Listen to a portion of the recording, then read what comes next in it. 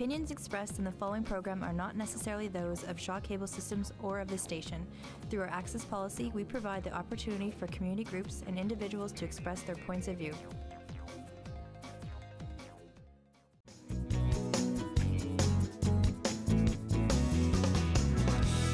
You are watching Lit Happens, Saskatchewan showcase of the literary talent of the province, out on location at the Broadway Theatre on Broadway Avenue, Saskatoon.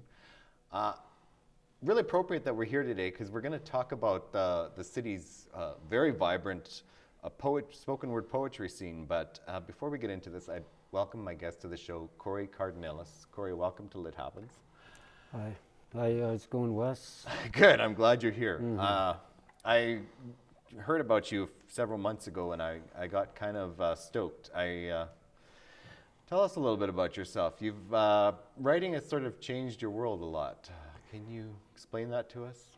Yeah, actually I've been writing since I was a kid, and I came from a very hard background, I could say, and so I use writing as a way to deal with a lot of those hardships, and I've been through a lot of the correctional services and stuff, and I have kind of that kind of background and upbringing, so writing and poetry kind of brought me as a way to deal with that and brought me out of that scenario. So would you say it was like a healing process? Yeah, absolutely. I mean, yeah, it's very therapeutic. Yeah. We're going to talk about the YouTube video that you're a part of, Poetic Justice, which is just a very impressive product. But you spent time incarcerated and you did a lot of your writing there. Yeah, absolutely. I mean, I find my most creative moments come from the darkest times in my life. Well said. A lot of creative people that have been on the show have said that. I guess it's kind of like that expression, a true artist has to suffer. Now, you were telling me prior to taping today that you were writing and you were in prison and you were allotted just a certain amount of paper during a certain amount of time. Can you tell us a little bit about that? Well, I mean, where I was put in the secure housing unit is it's basically 23-hour lockdown, and I mean, where we were only allowed 5 sheets of paper a week, so I mean, and you can imagine I'd go through that pretty fast. So especially when the creative juices are flowing, you'd go through that awfully fast. Oh, absolutely. I mean, you know, like I'd run out of paper and I was writing on my arms and writing on the walls and stuff. So that's great. That's inspiring. So now obviously you're not incarcerated anymore. You're out in the land of the living, and we're happy you're here. And one thing I really wanted to get out there was you're kind of involved in the hip happening spoken word poetry scene that's going on here in Saskatoon these days. Can you tell us a little bit about that?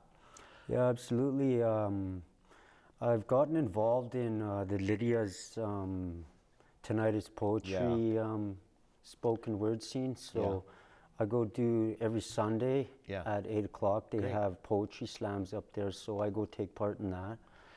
And it's just, it's a really vibrant scene. Very vibrant. Yeah, and I mean, it's you know, it's just a good way to get your word out there, and I mean, it's very empowering when you're up on stage. So I've become addicted to it. Yeah, I'm glad you said that. I've been there a number of times myself. It's an explosive atmosphere. You can just feel the creative energy in the room, and it's a very non-judgmental atmosphere too. That's one thing I'd like to throw out there. So now we're talking about your poetry. There was a mini documentary made about you, Poetic Justice, which is widely available on YouTube. I've had the pleasure of watching it. I really want to get it out there and get other people watching it, but can you tell us a little bit about it? Yeah, absolutely. I mean, I have to really give thanks to Dorian Giger. I mean, he was one of the journalists that started writing about prison writing, and which all this came to be. I mean, he started writing out of the sheaf, and which triggered a succession of events which led to me being published, and which led to a lot of this in the straight up in the books and stuff. And I have to, I mean, not only that, I mean, with the Straight Up, I mean, you know, like, they really did a lot for me too, so I have to give a shout out to them. Yeah, let's give a shout out to the Straight Up book, which we're going to talk about in a whole separate episode. But you worked with Fawn Nielsen to a degree. She's a close friend of mine. She got shot in the arm to the whole literary scene in the province right now. What does that feel like to be part of something so fabulous? Well, I mean, you know, I never really had much happen for me in my life. Yeah. Because, you know, I came from a hard background, but I never once thought, you know, like that anything like this could ever happen. I mean, it just goes to show that, you know, if you really put your heart and your mind into things, that, you know, things can happen for you. And, you know, when I was in the cells there writing and stuff, you know, and I never once thought this would happen, but, you know, I never gave up, so. It's great. I ever since I've heard about this, I've been really inspired. In fact, weren't you telling me that the chapbook that you were involved is now kind of used in programming in the prison system? Or it's gifted out to a lot of incarcerated people. Yeah, well, I mean, the Creative Escape book is become pretty widely known and used. I mean, it's making its way across Saskatchewan. I mean, you know, it's in Regina, and you know, a lot of people are requesting it, and it's made its way into schools and stuff. So, you know, it's a lot of people. You know, they have an interest in what goes on in the correctional system, and you know what inmates really feel, and what, you know, and what they think, and the creative talent that comes from there. So awesome. Now, I know we're running out of time, but one thing I really wanted to ask you is I can just feel that you've got a lot of creative energy going on in you. What's coming up in the world in the next little while for you? Well, I mean, I'm working with Fawn, and I'm coming out with a chapbook called Aiden's Street Proverbs. Yeah. And so what that is just basically a chapbook. And it's going to be released for $10, but it's still in production mode and stuff. So it's going to be basically proverbs and poetry and stuff for myself. Yeah. And I've got a couple things. I've written 2 books, and so I'll be working with Fawn with that to get them published. Yeah. So that's in the near future, and I'm working on a documentary with Dorian Giger.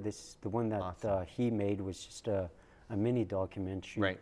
So the one that we're working on is more of a longer documentary, and showcasing you know, creative energy coming from the street level and the correctional and stuff. So and actually, I'd like to give Dorian Giger a plug.